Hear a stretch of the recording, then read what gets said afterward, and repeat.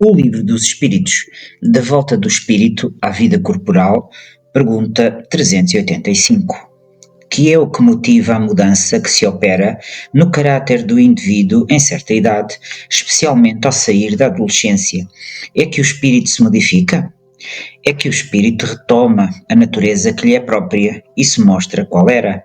Não conheceis o que a inocência das crianças oculta, não sabeis o que elas são, nem o que foram, nem o que serão, contudo, afeição lhes tendes, as acaricias, como se fossem parcelas de vós mesmos, a tal ponto que se considera o amor que uma mãe consagra a seus filhos como o maior amor que um ser possa votar ao outro, de onde nasce o meigo afeto, a terna benevolência que mesmo os estranhos sentem por uma criança. Sabeis? Não. Pois bem, vou explicá-lo. As crianças são os seres que Deus manda a novas existências, para que não lhe possam imputar excessiva severidade, dá-lhes ele todos os aspectos da inocência, ainda quando se trata de uma criança de maus pendores.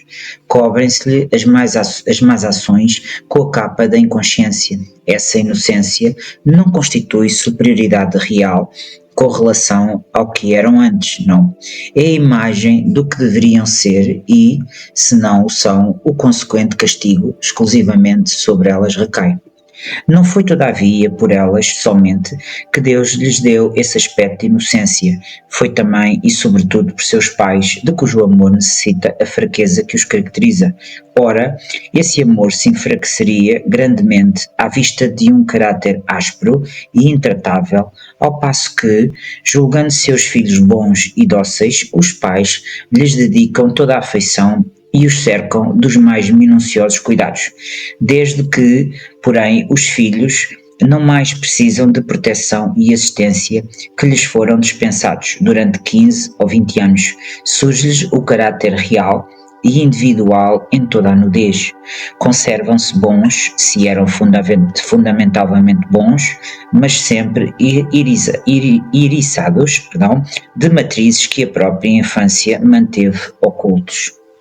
Como vedes, os processos de Deus são sempre os melhores, e quando se tem o coração puro, facilmente se lhes aprende a explicação.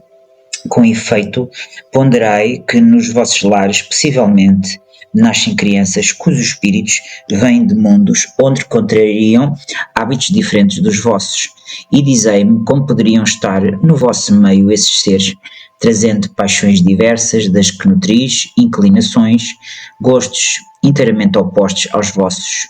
Como poderiam enfileirar-se entre vós, se não como Deus o determinou, isto é, passando pelo tamiz da infância? Nesta se vêem confundir todas as ideias, todos os caráteres, todas as variedades dos seres gerados pela infinidade dos mundos em que mendram as criaturas. E vós mesmos, ao morrerdes, vos achareis num estado que é uma espécie de infância entre novos irmãos. Ao volverdes a existência extraterrena, ignorareis os hábitos, os costumes, as relações que se observam nesse mundo para vós novo. Manejareis, com dificuldade, uma linguagem que não estáis acostumados a falar, linguagem mais vivaz do que o é agora o vosso pensamento. A infância ainda tem outra utilidade. Os espíritos só entram na vida corporal para se aperfeiçoarem, para se melhorarem. A delicadeza da idade infantil os torna brandos, acessíveis aos conselhos da experiência e dos que devam fazê-los progredir. Nessa fase é que se lhes pode reformar os caracteres e reprimir os maus pendores. Tal o dever que Deus impôs aos pais, missão sagrada de que terão de dar contas. Assim, portanto, a infância é não só útil, necessária, indispensável, mas também consequência natural das leis que Deus estabeleceu e que regem o universo.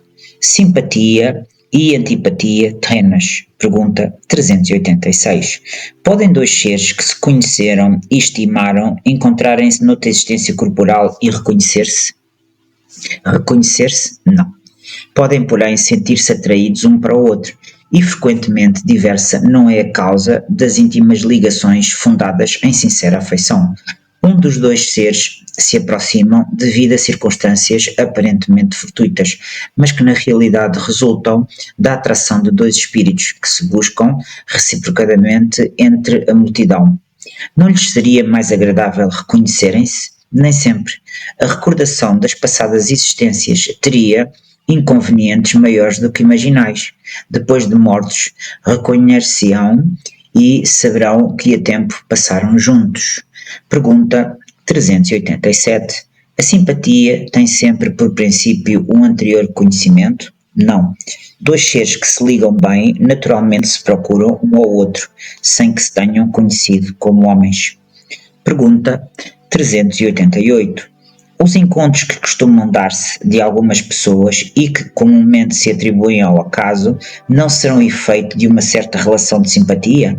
Entre os seres pensantes há ligação que ainda não conheceis. O magnetismo é o piloto desta ciência, que mais tarde compreendereis melhor. Pergunta 389. E a repulsão instintiva que se experimenta por algumas pessoas, de onde se origina? São espíritos antipáticos que se adivinham e reconhecem-se sem se falarem.